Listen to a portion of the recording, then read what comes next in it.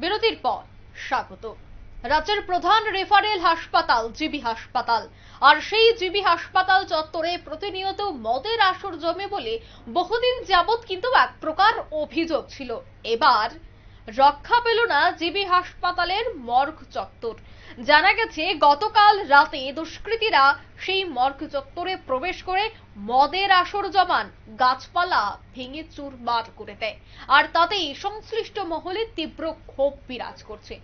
রাজ্যের রেফারেল হাসপাতাল জিবি হাসপাতাল, যেখানে প্রচুর পরিমাণে নিরাপত্তা রক্ষী রয়েছে, রাজ্য সরকারের কোষাগার থেকে প্রত্যেক বছর নিরাপত্তার জন্য প্রচুর টাকা খরচ করা হয় এবং সেখানে সিসিটিভি ক্যামেরা পর্যন্ত রয়েছে, কিন্তু এখনো পর্যন্ত কাউকে চিহ্নিত করা হয়নি বলে অভিযোগ। তবে নিরাপত্তা রক্ষীরা কোন দায়িত্বে ছিলেন? নিরাপত্তা রক্ষীদের গুরুত্বপূর্ণ দায়িত্ব হচ্ছে সমস্ত বিষয় রক্ষণাবেক্ষণ করা, আর মর্গ চত্বরের বাইরে তো অবশ্যই ধাপে ধাপে নিরাপত্তা রক্ষী থাকে। তবে সেই ধাপে ধাপে নিরাপত্তা রক্ষীকে টপকে কিভাবে সেই মদের আসর বসা এবং হাসপাতাল চত্বরকে নিরাপত্তার আশ্রয় নিয়ে সেখানেই সেই আসর জমিয়ে প্রতিনিয়ত দুষ্কৃতীরা প্রবেশ করছে, আস্তানা গেড়ে বসেছে, গাছ ভেঙে চুরমার করে দেওয়া হয়েছে এবং সেই খবরে জিবি হাসপাতাল চত্বরের রীতিমতো আতঙ্ক। কি বলছেন সংশ্লিষ্টরা, শোনাচ্ছি। সেই বিষয়ে আপনার কি প্রতিক্রিয়া থাকবে?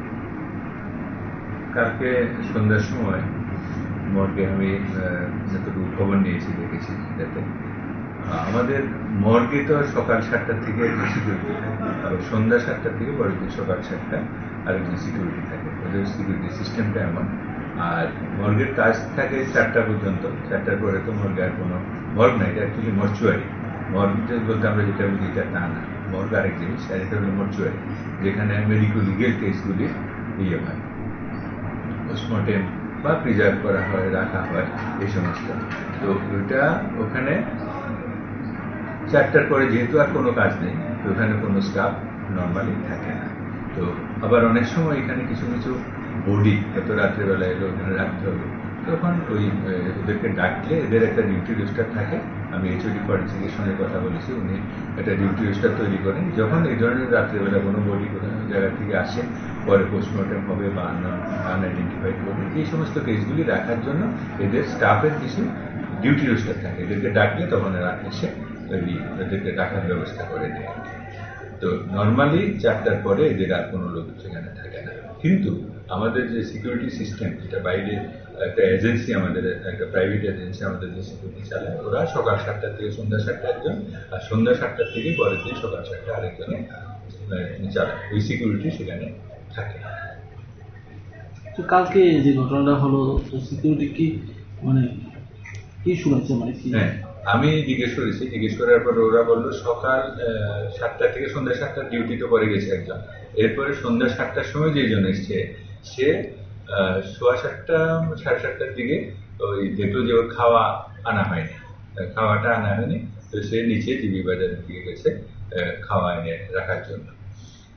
তারপর সে এসে দেখে এই ঘটনা, যে অনেকগুলি এখানে ফুল গাছ টাছ আছে, আপনারা দেখেছেন, যে গাছ টাছগুলি এগুলিকে নষ্ট করে দিয়েছে। তারপরে কিছু ওই ফল গাছও আছে এখানে, কাঁঠাল গাছ টাছ, এগুলিকে কিছু নিয়ে গেছে, কিছু কেটে কেটে নষ্ট করে রেখে দিয়েছে। তারপরে এরা কিছু অবৈধ কাজও করেছে, কিছু ওই বোতল টোতল এগুলি ভেঙে টেনে রেখেছে, এই করেছে, এই সমস্ত। আপনারা শুনলেন কর্তৃপক্ষের বক্তব্য। সেখানে সিসিটিভি ক্যামেরা পর্যন্ত লাগানো রয়েছে, তারপরেও এখনো পর্যন্ত কাউকে চিহ্নিত করা হয়নি বলে খবর। যাই হোক, এখন দেখার বিষয় যে পুলিশ তদন্ত করে তাদেরকে চিহ্নিত করতে সক্ষম হয় কিনা এবং রাজ্যের প্রধান রেফারেল হাসপাতালে নিরাপত্তাটা আরেকটু আঁটোসাঁটো হয় কিনা সেটাই দেখার। নিয়ে নিচ্ছি ছোট্ট একটি বিজ্ঞাপন বিরতি, সঙ্গে থাকুন।